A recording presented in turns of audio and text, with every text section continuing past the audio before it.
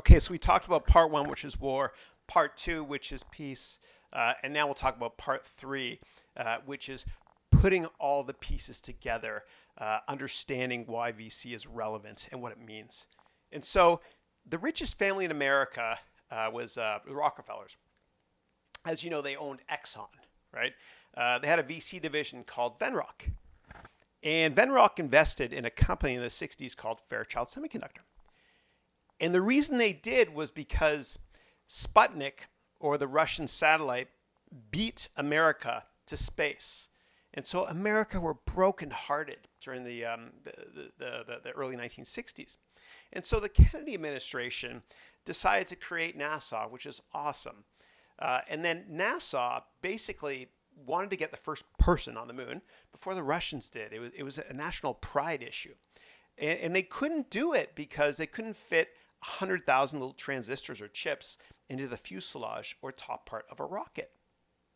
And so what happened was NASA financed this company called Fairchild. And Fairchild figured it out. And these are called the Traitorous Eights, these heroes. They founded Fairchild Semiconductor, and they did it. They figured out how to put many transistors into the top part of a rocket. And as a result, America beat Russia to the moon. And it was a big point of national pride for America at that time. And then, so what happened was, as with all great companies, they get too big and bureaucratic when the founders leave, right? And they can't innovate anymore. And this happens to all big companies, right? And so Fairchild got too big, right? And remember at the beginning of each chapter or class, I have that chart. And on the y-axis, I have small company, medium company, too big company. Fairchild got too big. And therefore, they couldn't innovate anymore, which was tragic, right? And so it became bureaucratic, and many people quit. And many people quit, and a lot of Fair Children companies were born, and they were backed by venture capital firms. A couple examples of those chip companies include AMD, NVIDIA, and of course Intel. All those companies came out of Fairchild. Right, and so the semiconductor sector was very vibrant in the Bay Area, and then the hardware sector kicked ass with companies like HP, and then software around that like Oracle and all these other great firms, and then the internet sector, Google, Facebook, etc. You get it. But the point here I'm trying to make, and this is relevant to the rest of this course on teaching, is that very big companies where the founders have left can no longer innovate. Why? Because if you're an executive at a large company and the founder leaves, the founder wanted to change the world. The rest of the executives just care about climbing the corporate ladder, and politics sets in. And so these executives climb the ladder. All they care about is trying to get to the top because they get paid more. And the second they try to innovate or step out of line to innovate, if they're not successful, they're done, man. They're not climbing the corporate ladder anymore. And if they are successful, they're not going to get paid anyway. Why? Because nobody wants to disrupt the whole corporate pay structure in a big bureaucracy where the founder is no longer there. So the incentive is to leave, start a company, and get funded by high net worth investors, angel investors, seed investors, or venture capitalists, which is the core part of this course. Okay, and the same thing happened with Hewlett-Packard. It got too big and bureaucratic, and it just got broken up recently, and many HP children came out of that firm. And in the internet space here in the Valley, the PayPal mafia runs the Valley today. And what does that mean, Chris? Well, PayPal is the most important company to go public in the past 20 years. Yeah, controversial, I know. More important than Google, more important than Facebook, more important than any of those other companies, because PayPal went public and was the first successful IPO after 9/11. And then more importantly, what happened was a lot of amazing executives came out of PayPal.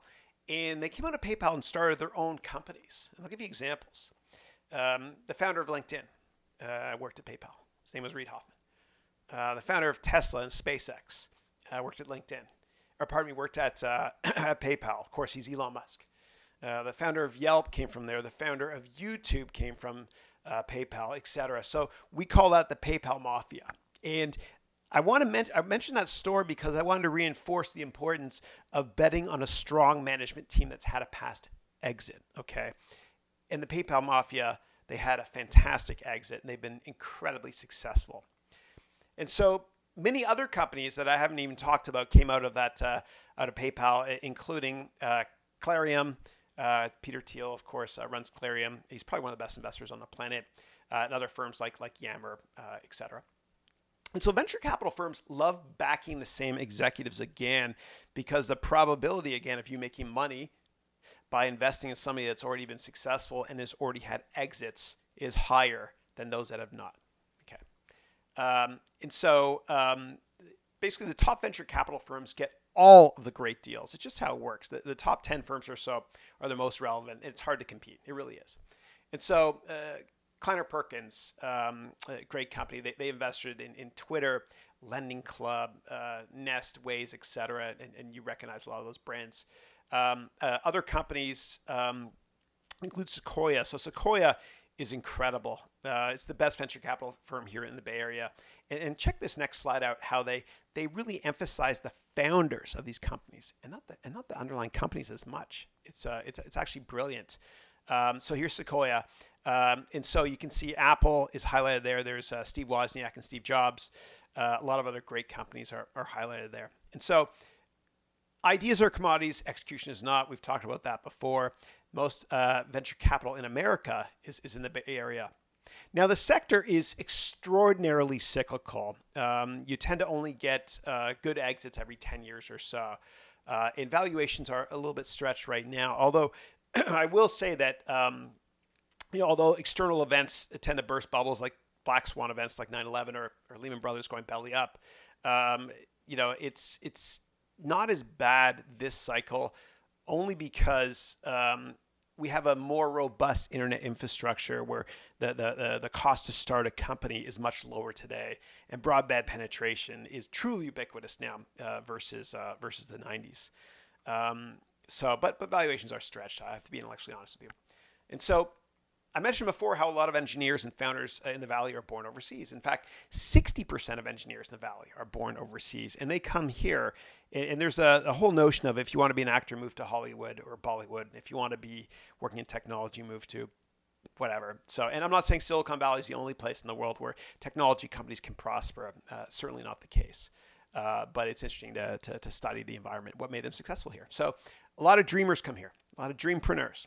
I love it. There's really a sense of optimism, and there's no limits to what you can accomplish here in the Bay Area. And it all started up because of war and peace and the hippie movement, and that took 50 years to develop. And so, other regions of the world that try to develop a commensurate infrastructure, you can't do it overnight. It takes a long time, right? There's got to be a cultural movement, a government-sponsored movement as well, and then the rebels.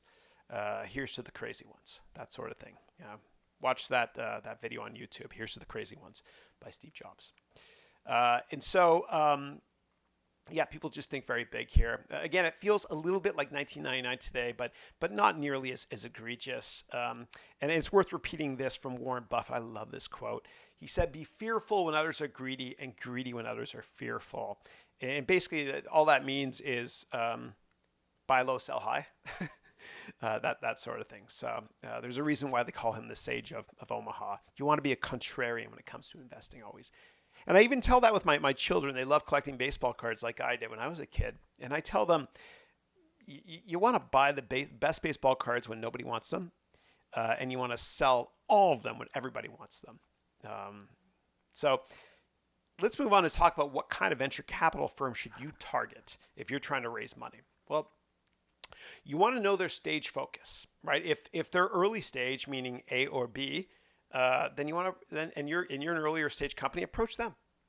If the firm is later stage, like C or D or sometimes E, late stage, then approach them. Don't approach investors that have no shot of investing in your company because of a different stage focus philosophy. Know their sector focus too. Obviously, don't approach a hardware-based venture capital firm if you're starting a software company, or don't approach a restaurant or hotels-based venture capital firm if you're starting an industrial firm. Okay. Know their reputation as well. I can't stress this enough. You never ever want to do business with anybody in life that's incredibly abrasive, or has an awful reputation because this cannot be undone. Once they invest in you, they're on your board, and they're disturbers, they're activists. Make sure you know their reputations well, and really understand their target return on investment date as well. If your company is not going to be profitable or go public for 8 to 10 years, make sure the venture capital firm understands that, so they think along your lines, along the same lines as you do. So just make sure you know their target return date. And are they founder friendly?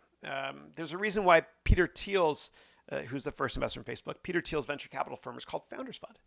They back founders, right? So make sure the venture capital firm you're dealing with hasn't fired a ton of founders. Myself, when I sit on boards of companies or charities for that matter, I always see myself as kind of a prosthetic extension of the management team. I'm here to help. I'm here to facilitate. And if I can't help you during board meetings, I just shut up, right? If I can introduce you to customers, I'll do that. But I'll never tell you how to run your company because you know better than I do. I will give advice if you ask, though. And so you want to only partner with venture capital firms that are somewhat founder friendly. Okay, are they growth or value? And I want to stress this because you have to understand in business, investors, it's very philosophical, and it's almost like religious warfare between the different investment sections or groups. You're either a growth investor or a value investor. What does that mean? Growth investor wants to invest in companies that are growing fast, and growth investors don't care about valuation today. They care about valuation in 5 years, which is my philosophy. Not saying I'm right, I'm just different. On the other end of the spectrum is value investors. And those are people, like Warren Buffett, who's a great investor, but they only buy companies if they're cheap today, trading below book value, meaning if you liquidated all the assets and liabilities, you'd have more money than what the company's valued at today. Value investors are not good at investing in tech companies. Growth investors are. Make sure you understand where you are on that spectrum if you're an investor as well. And it takes a long time to know what you are. When I was younger, I was a value investor. I couldn't understand why certain stocks traded at 100 times earnings. And then I transitioned to being a growth investor, which most venture capitalists are. Okay, do you enjoy the companies of the venture capitalists that you might partner with? This is really important, really important. Why? Because you're going to be spending a lot of time with them. And unfortunately, sometimes more time with them than your family members. So do you enjoy their company? And life's too short to do business with jerks. So pick your VCs and other investors and business partners in general in life wisely. Do you trust them? Right? And if your gut is from your first meeting, from your first 20 or 30 minutes of meeting with them, that you don't trust them, go with your gut. Your gut's often right. Okay, great. So how do venture capital firms make money? We cover this.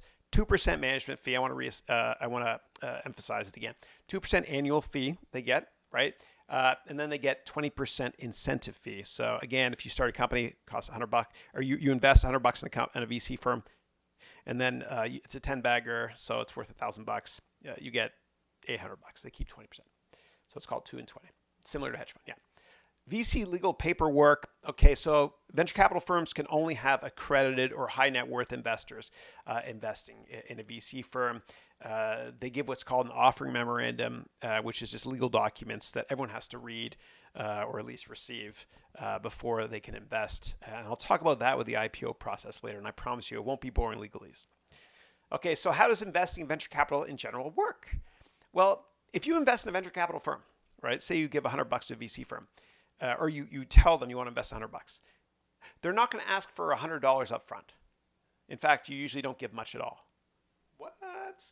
Well, what happens is you get called. They call you for that capital call, when they need it. I'll give you an example. Let's say I started a VC fund, and you want to invest $100 with me, and you fill in all the paperwork and you sign. Cool, thank you. What happens next is if I see a great investment, like say Palantir, and I want to put 10% of my fund, the venture capital fund, in Palantir, right? So I'll put $10 in. I'll call you and I'll say, hey, I need to get 10% of your investment to put in Palantir. Okay, and I'll keep calling you until all the money is gone, except we leave about 20% left over, right? So we invest 80% of the fund, right? And say, 8 to 10 ideas. We have about 20% of the money left over to avoid dilution. What does that mean?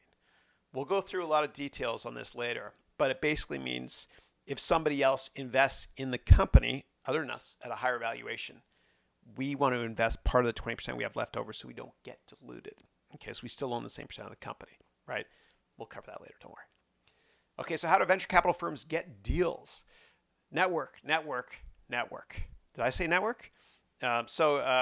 Relationships, and I've stressed this so much, it's so damn important. Relationships are more important than product knowledge, and we get the best deals by networking, right? And I find that finding the best deals, if something is given to you, if somebody approaches you and gives you an investment opportunity, and you didn't have to fight for it, it might not be worth it. In fact, please do this. If somebody offers you the investment or the opportunity to invest in a company, public or private, I want you to ask yourself this. Why am I so lucky to be seeing this opportunity? Why am I so lucky to be getting this opportunity to invest? I want you to be skeptical, okay? Because more often than not, nobody else would invest, right? And so you might be the last person. Just be skeptical as well. Always ask why. Okay, so venture capital firms love to back the same management teams over and over again. There's this weird element in venture capital of co-opetition, which I've never seen in any other industry. What I mean by co-opetition is we cooperate with other venture capital firms because let's say we do the A round at my firm. My friends that work at another firm might do the B round, right? That sort of thing. But I compete against all venture capital firms to get the A round, right? So it's this eclectic mix of firms competing and cooperating. Okay, great. So you can also get great ideas from universities. Like John Doerr from Kleiner Perkins, I think he got access to Google because he walked up and down the halls at Stanford, where Larry and Sergey started their company. Okay, so how do VC firms do due diligence? They do pretty in-depth background checks on the management team. They also size up the total addressable market. They analyze the competitive market environment as well. So there's a company I'm on the board of where before my partners would agree, and all of us agree to invest in this company, I had to write literally a 412-page due diligence report. And that report had the font size of 80. I'm just kidding. No, it was font size 12. But I really had to analyze the management team to death, every single employee. And I used LinkedIn for that. And I called my friends that knew people that knew those people. See, I had a network like crazy. And other ways I did due diligence was I sized up the market, the total addressable market, and I created a pretty in-depth financial model. And we're going to go into a lot of detail later on how to create income statement, balance sheet, cash flow statement, but the fun way. Don't worry, and don't let the math get to your head. It's actually pretty easy. I'll teach you that later. And so each deal has one lead investor, and other venture capital firms invest with them, just to kind of diversify the risks. There's a lot of money, or a lot of money at risk here. And my father, who's a very successful business person, he'll never deal with just one bank. He'll deal with many because you want to keep them in check, right? You want them to compete for your business to give you the best rates. Okay, so we're now going to talk about preferred shares and harvesting of assets. Okay, so what kind of firms do we back in venture capital? Again, I like to back strong management teams. It's okay if they fail before. That's cool. But as long as they're good, they're competent, they've had an exit, or have a good board of advisors. You also want to invest only in companies that have a massive TAM, or total addressable market, of at least $20 billion. You want a strong syndicate, meaning the other investors before you are very high quality investors, right? So they've done their due diligence too. And you want to, of course, invest in a disruptive business model, which is going to change the world.